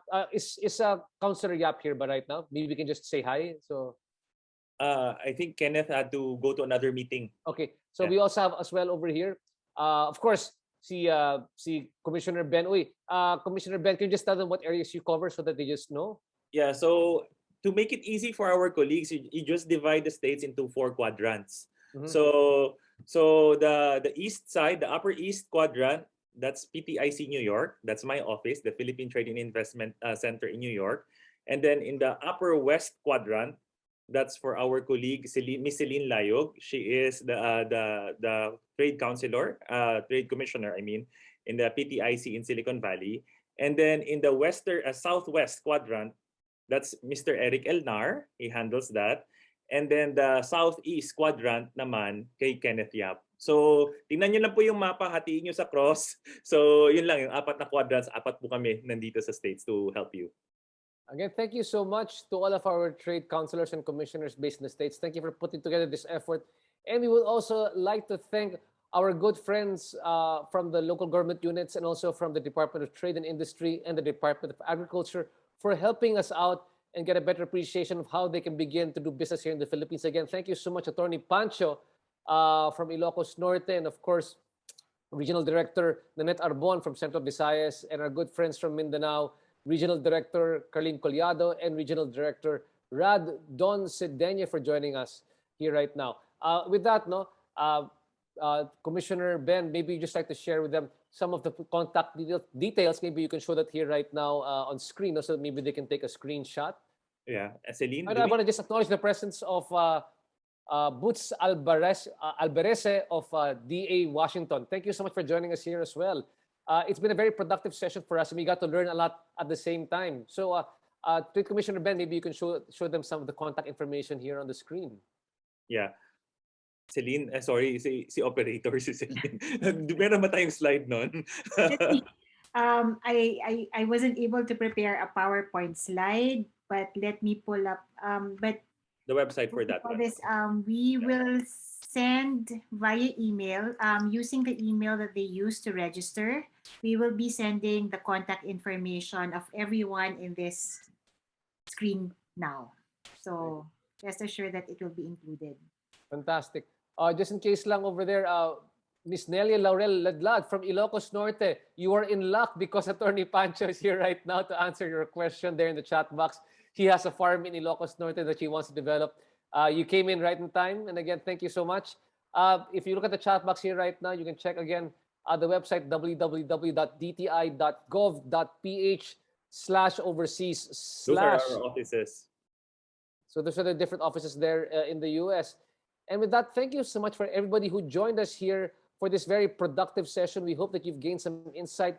But more importantly, we hope that you do stay motivated and inspired to help come back home and help build business here in the Philippines. You know what? Despite the pandemic, there's a lot of silver lining here in the Philippines right now with regard to the economy.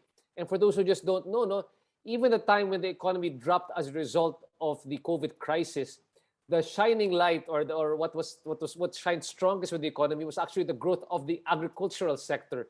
So the agricultural sector right now is primed for growth. And you know what? With your contributions, with what you've learned in the US when you come back over here, not just with regard to technology, but your passion for the country and your love for the country will really go a long way in helping bring our economy really to first world status here in the ASEAN region and across the world. And with that, may I kindly invite everybody before everything else, let's just do a group picture if you don't mind. If briefly you can turn on your camera so we can take one picture of all of us participating in this landmark session of agribusiness investment in the Philippines. Pakibukas lang po yung inyong mga video camera if you don't mind. Let's all smile lang please. Let's all smile. Miss Celine, it's your call. Let us know if the photos are okay. Nakamute lang po kayo. One more time. Okay, and smile. Another one. Smile. There you go. Thank you, everyone. And again, thank you so much. Thank you so much to the Philippines Trade and Investment Commission. Thank you to the Department of Agriculture and, of course, to the Department of Trade and Industry. And on behalf of my company, EnterPH.com, we would like to thank all of our participants over here. We do hope that you begin your journey coming back home and helping the Philippines. Please do get in touch with your respective trade commissioners from all over the US. Again, maraming salamat po. Mabuhay ang United States. Mabuhay po ang Pilipinas. God bless. Thank you so much. We will see you in our next session. Yeah, thank you very much, RJ. And we really appreciate RJ's contribution. Salamat. Salamat. Thank you.